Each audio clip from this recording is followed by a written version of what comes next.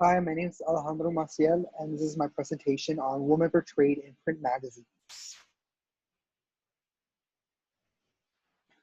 Introduction. The purpose of this research project was to determine the representation the female gender are portrayed in to be when it comes to magazines and that were made from women, and why is it so stereotypical and objectified.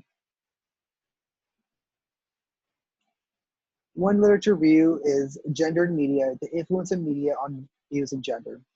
In this peer review, it touched bases on how the media like magazines and films influence and persuade each gender to be portrayed a certain way. Unfortunately, the female gender has it worse than males. In this peer review, it has underrepresentation of women when men are more likely to show up on appearances and more respected on the screen rather than women. They're portrayed as younger and thinner compared to realistic populations, leaving out the elderly women. They're very dependent on men in order to become happy, whether it's working on themselves emotionally or physically just to please their man, not themselves. And they're always portrayed as evil versus good woman. The evil woman is somebody who does not respect themselves, while the good woman is someone who does what they're told. When in reality, why is it compared to evil and good?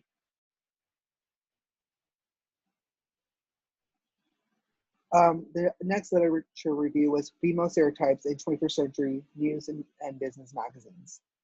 Based on this review, it questions whether or not there is a stereotype present in advertisement in the 21st century that is targeted towards women. And I think just by reading this title, we could all agree that there is a stereotype towards women, even just walking in H-E-B looking at the magazines. 89% of advertisements have shown stereotypical images, whether it's showing more cleavage, showing more curves, or or if it's just an older woman covering up more. What does that tell you right there? Objectification of women in ads that are well known in magazines and visual representations in the media and how it magnifies stereotypes. What we see and what we learn is based off what we're seeing in real life and reality. So the fact that we're seeing this more and more is showing other people that it's going to be okay, when in reality it's not. Elaboration of analyzation. Women are victims that they are objectified in order to please men and their own gender, females as well. Same qualities that are encouraged to develop in order to meet ideals of femininity contribute to their objectification of unrealistic body imaging. So we're here telling them to work on their body, their mental health, everything. But really, are we doing that to please them, or are we doing it to please others? That's the real question. Men and women magnify magazines follow the same formula of erotic-sized images of women to get attention. The beauty and fitness standards are unrealistic to today's population. Our interests aren't only celebrities and fashion. That was a quote I got from a colleague I had at work. Aim for targets that issue race and class issues, access to birth controls, and sex positivity. Education information is important for females as well. This just shows that we have an image on females that they're only interested in typical female things that we would see on TV, but really there's more to them than just fashion, cooking, home goods, family. They're people too. Analyzation from real people. Now on this page, this is all from real people I had at work on their opinions on what they think of women magazines.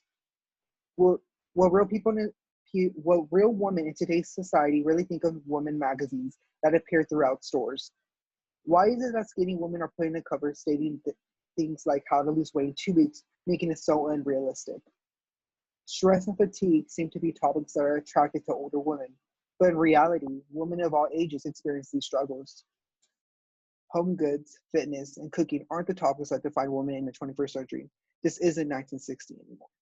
This is just 3 out of many quotes I've gotten, but it all shows that all women are seeing that these magazines are being very stereotypical, putting them in a category that they're supposed to be in, like in 1960, like the last quote it said, when now they want, equal rights, they want, access to health insurance, they want access to, everything help within their body.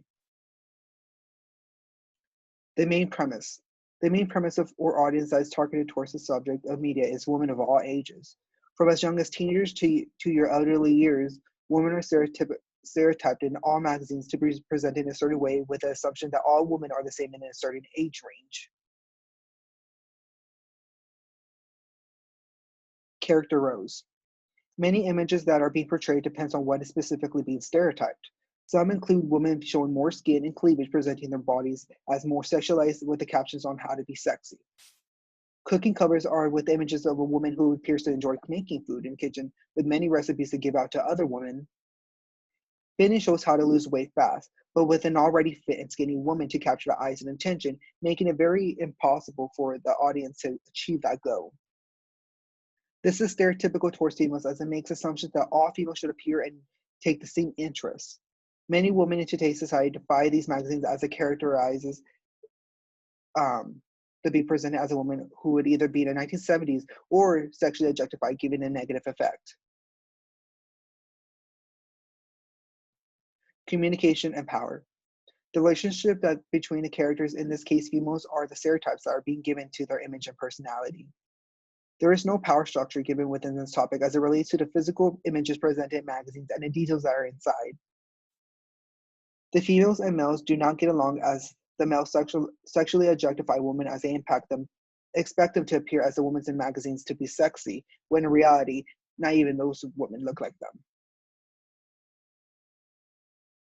In conclusion, the female gender is portrayed in magazines as many things from a basic mom who only does house goods and cooking to feeling sexy with a girl with lingerie catching the eye of many. Going deeper into this problem comes age as it defines what category you're in, whether it's in your late 20s to your elderly years to your late 60s. The messages that were with the images demonstrate that you have to reach a certain physical attraction in order to love yourself. I would not want my children to learn about sex roles from this sort because it does not define a population, but a subgroup more likely. It does not really show in reality of who these women are. What I found more interesting from this project was finding out top name magazines that objectify women more than men magazines, such as Vogue, Times.